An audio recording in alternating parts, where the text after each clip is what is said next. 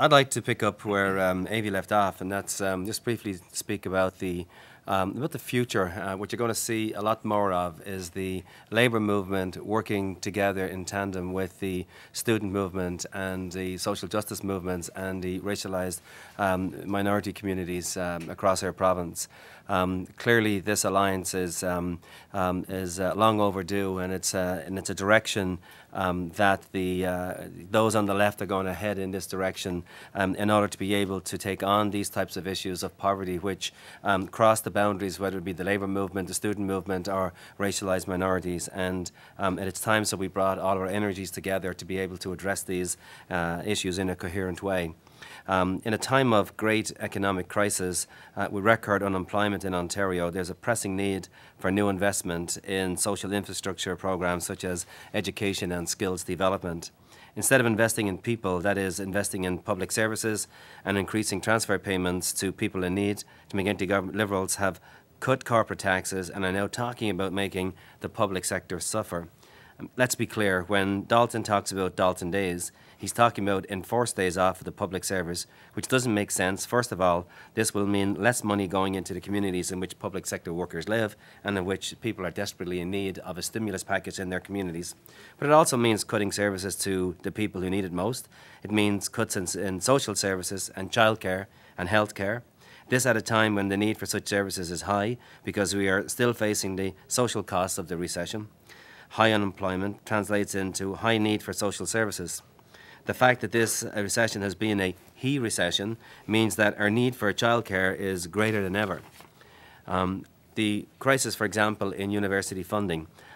Because I'm here today with my friends from the student movement, I want to spend a couple of minutes talking about the importance of public funding for post-secondary education for CUPE and for the general public.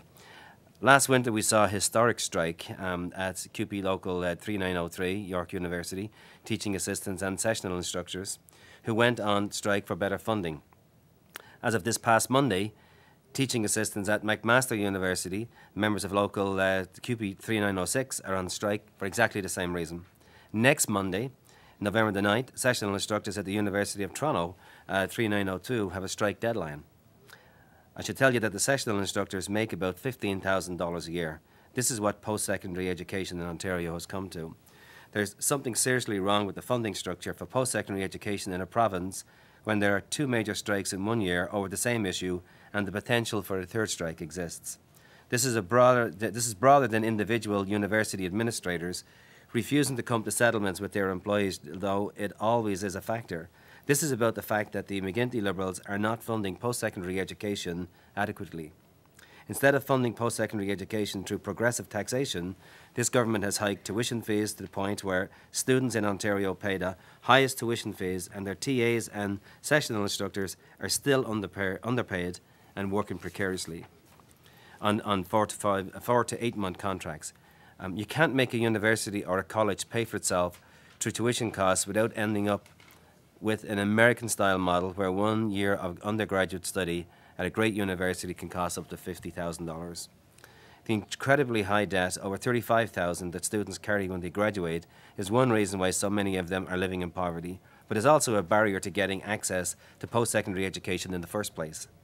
A study by the Canadian Association of University Teachers, referenced recently a moment ago by Ken, recently found that the burden of rising tuition has weighed far more heavily on the budgets of poorer Canadians. Low-income families are hard hit by tuition fee increases. This is why the government needs to be funding post-secondary education through progressive taxation. Just want to give you a few stats that actually came from Infometrica in terms of investment in the public sector. And the resulting job creation as a result of that investment. So for every $1 billion invested in public spending and in infrastructure as opposed to tax cuts, if you invest that in infrastructure alone, in the municipal sector for example, you will create 12,300 jobs. These are jobs which would be paying around approximately $81,000 per annum. If you invest the same $1 billion in healthcare, you'll generate 18,100 jobs. Again, these would be good-paying jobs at approximately $55,000 per job. If you invest that same amount of money into public education, you'll generate approximately 12,500 jobs. And again, these are excellent paid jobs at about 80,000. And if you take the same amount of money and put it into a personal tax cut, you get approximately 5,700 jobs. So you can see, as an economic stimulus, investing money in the public sector is a far more efficient way of putting money into the pockets of workers, getting people back to work, and also helping us to get out of this recession. $1 billion of public investments in infrastructure, healthcare, and education would all create 2 to 3 times as many jobs as the same amount in personal income tax cuts.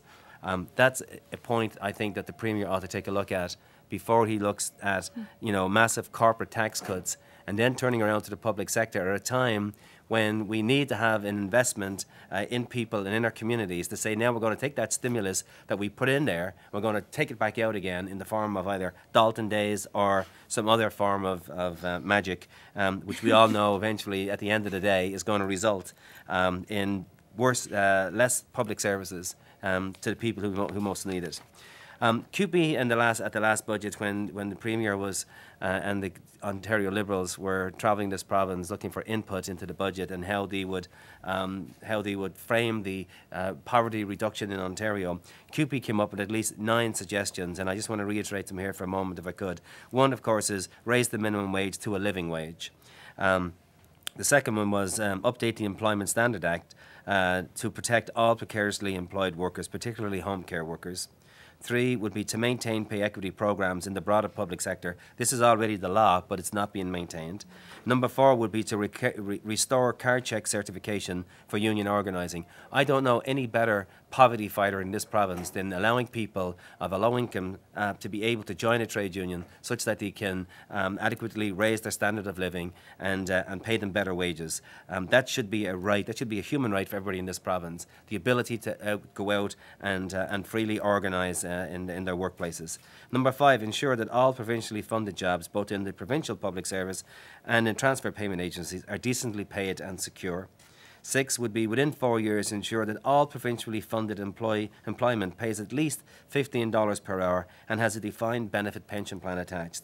7, reverse and abandon policies that encourage a race to the bottom, like competitive bidding for home care provision and other social services.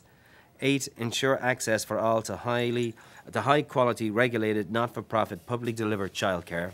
And lastly, accessible and publicly funded post-secondary education for all, especially for children of the poor and working poor, in order to break the cycle of intergenerational poverty.